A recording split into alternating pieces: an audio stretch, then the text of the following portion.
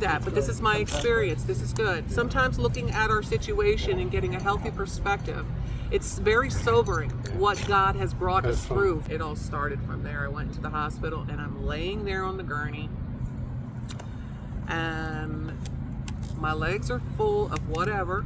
I mean, there's a couple other things which I don't really want to mention, but I was pretty mad because I was constipated. So I was focused on that.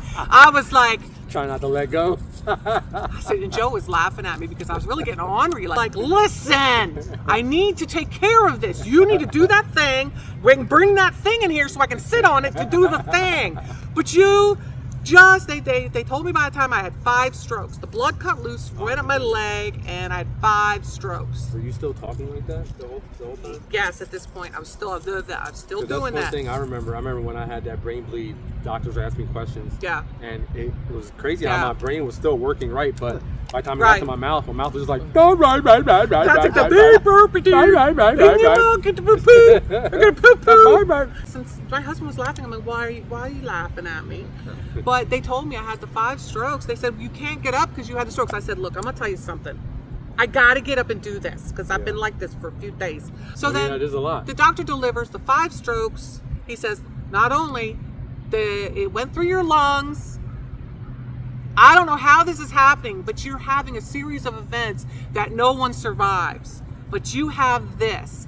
You have 2 pulmonary embolisms. He says, and they went to your heart, and somehow it got through your heart, and that's when it broke up into 5 places and it hit my brain. And they said, so 2 pulmonary embolisms. He goes, and we can't find where your blood is. I said, look at my legs. Because I look like elephant legs. I'm looking at, they really wanted to ship me out. They were like, oh, we're going to give this lady. And I was really, because I was losing my cool. Like, okay, he goes, we don't understand. Like, I said, fix it. That's what I said. Fix it. I had a certain, and I think at that point, my mom, she called early and people were praying all over. Cassie was praying. Yeah. Everybody was praying. And at that point, because now I was like, okay, so we have this situation. What are we going to do? So that's all I said. I said, do you have anything positive to say? You're saying that you don't know how I made it. You said that I had this stuff hit my brain. It went through my heart. Why did it go through my heart? I want to know the answer to that one.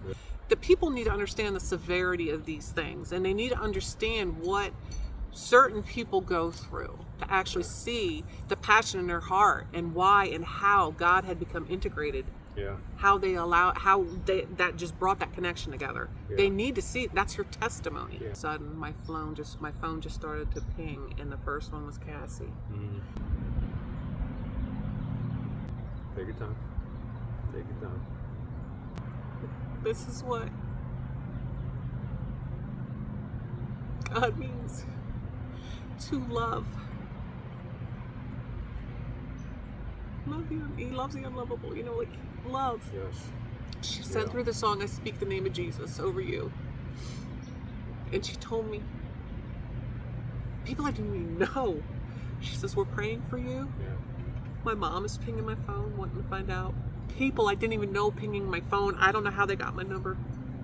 They started praying. They be the ones to stand in the gap to help that person get across that chasm. Right. From one side to another. Right. We are that person. We are that person sometimes that God calls us. Somebody told me one thing too that stuck with me one time, that sometimes, like we come here, we're being tested. Yeah. But sometimes the test isn't always on us. It's for the people around us also. Yes.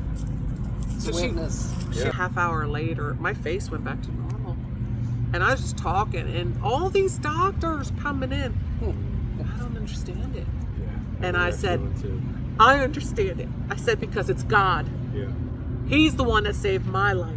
Well, come to find out how those blood clots went through my heart is that I had a hole in my heart since I was a baby. I didn't know it. What? Yeah. Everybody does. Yeah, everybody does. And they say when some babies are born, the hole closes because sometimes they don't. And sometimes they don't. I didn't realize, but that hole in my heart, that saved my life.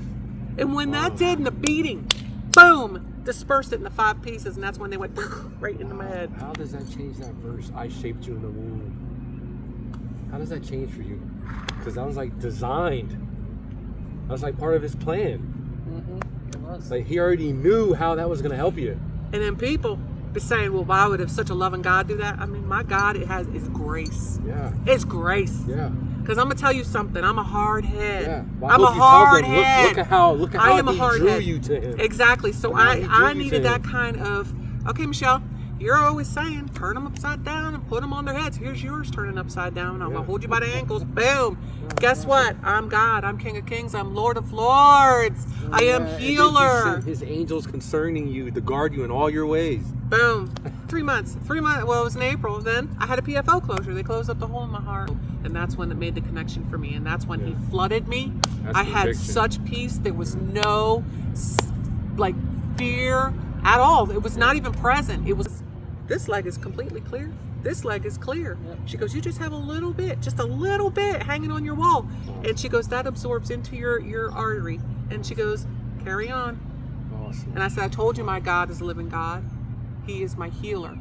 She goes, you don't have to worry about that anymore. Yeah, my God is a living God. The word is the living word. It's Rhema. When you speak those words, be careful what you say. Well, what's the state of that word? Check the heart and check the mind. Something's leaking in somewhere. Check it. That's the thing. Something. Devil saying, ooh, hello, I'm here. And you got to say, no, you aren't, sucker.